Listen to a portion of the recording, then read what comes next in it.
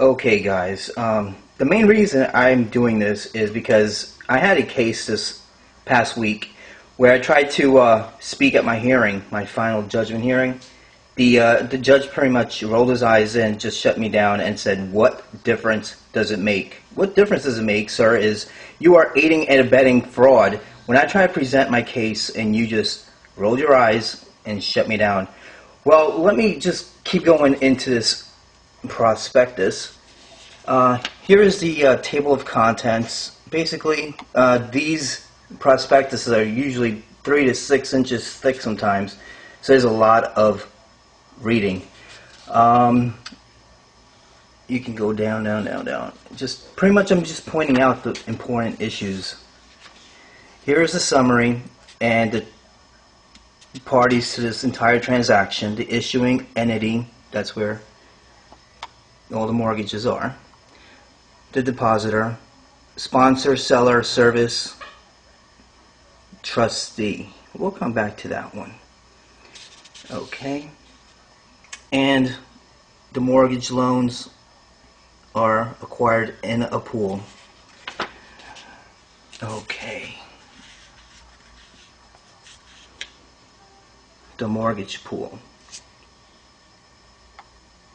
Pretty much what this is consider your loan is in a loaf of bread. Each piece or each slice is sold to investors. So pretty much a loaf of bread is under many investors. The assignment of mortgage. Okay, the original note endorsed in blank without recourse. You paying attention? They can pretty much commit fraud anytime. A delivered lost note affidavit in lieu of any original mortgage note has been lost. Well, that's the case, and if it is indeed lost, they should follow up with this. Securities Exchange Act 1934, and here's your requirements. Okay? You're required to report anything that's missing or lost. And this is the form that you should be filling out. So basically, if they never reported it missing,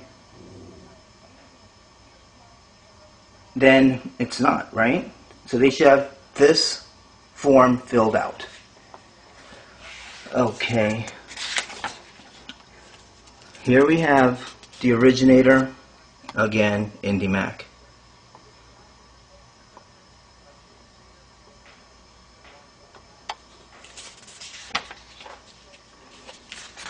Here we have IndyMac servicing the loans, and we establish is not custodial rights.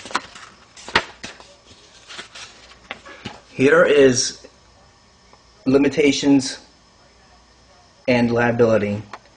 Pretty much is saying, you're going to protect us, right? You're going to protect everyone in the trust. The sponsor, IndyMac, once again. Okay?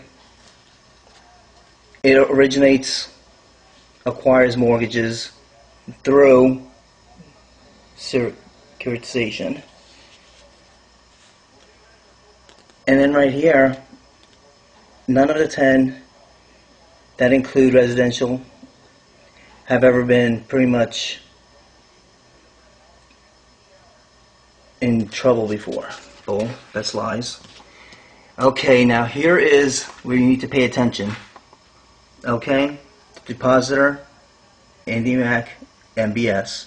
The issuing entity, that's where your loan is. Okay, now here, the trustee will serve as trustee of the issuing entity and acts on behalf of the issuing entity. Okay, here's your trustee, and there is the company that holds the note. Okay, will act as trustee, calculation agent, and custodian.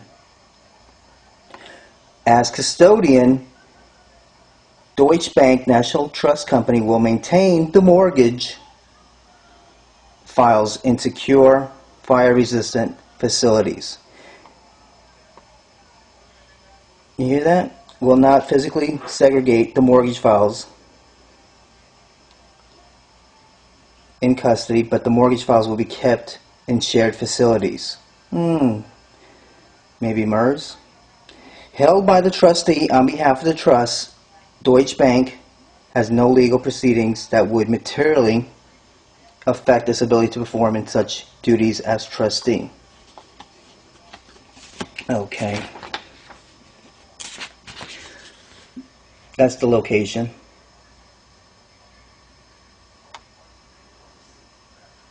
And here is pretty much the trustee and any director, officer, employee of or agent of the trustee will be identified by the trust against any loss, liability, or expense incurred by the trustee arising out of or in connection with the acceptance of administration of its obligation and duties under the pooling and servicing agreement, other than loss, liability, or expense.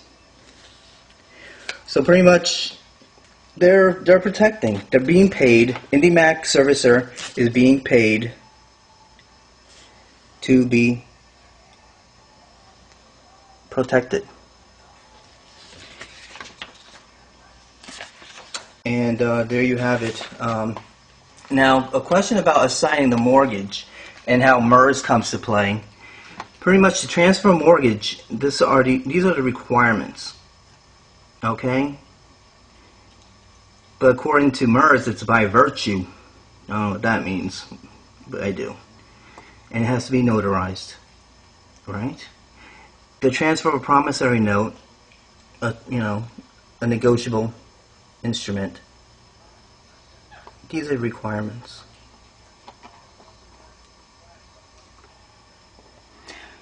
So when I went prepared to, my hearing, this all here, all these files, I made copies, one for, the plaintiff's attorney and one for the judge.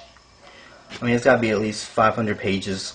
She showed up with 10 pages, and those 10 pages were pretty much every document that I requested for them to compel or demand to show and send me proof.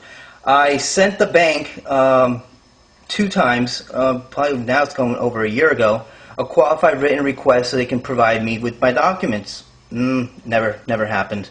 I did it again January 29th, I believe. I still haven't seen anything. But I showed up with court with all of my files. Okay? All these files. As proof. The judge never asked the plaintiff's attorney to show one single document. She did not have the note. She did not have the assignments. She did not have anything to show. I had all this to show, and he said, "What difference does it make?" Sir, you are aiding and abetting huge fraud here.